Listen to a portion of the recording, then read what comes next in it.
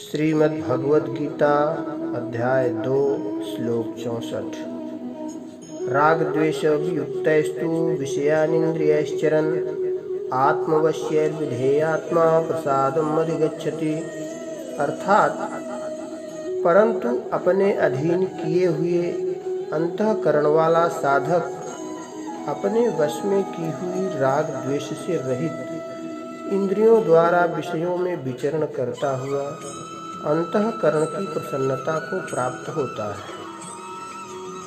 पूर्व श्लोक में भगवान ने कहा कि आसक्ति रहते हुए विषयों का चिंतन करने मात्र से पतन हो जाता है, और यहाँ कहते हैं कि आसक्ति न रहने पर विषयों का सेवन करने से उत्थान हो जाता है।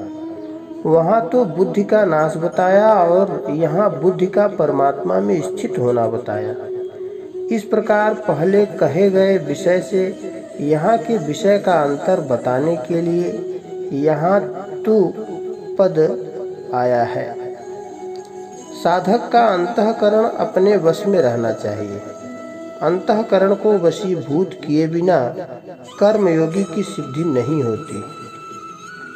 प्रत्युत कर्म करते हुए विषयों में राग होने की और पतन होने की संभावना रहती है। वास्तव में देखा जाए तो अंतःकरण को अपने वश में रखना हर एक साधक के लिए आवश्यक है।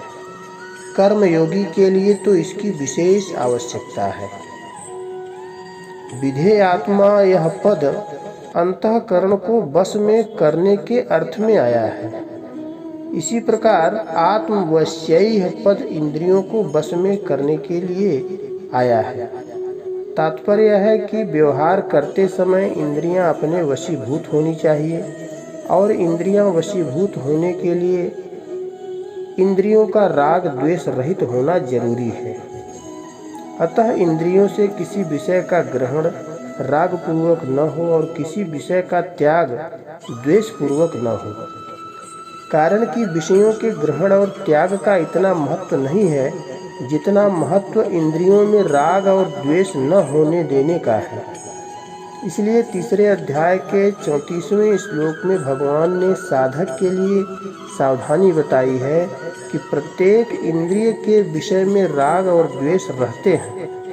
साधक इनके वशीभूत न हो, क्योंकि ये दोनों ही साधक के शत्रु हैं। इस प्रकार राग द्वेष से रहित होकर विषयों का सेवन करने से साधक अंतःकरण की प्रसन्नता को प्राप्त होता है। यह प्रसन्नता मानसिक तप है, जो शारीरिक और वाचिक तप से ऊंचा है।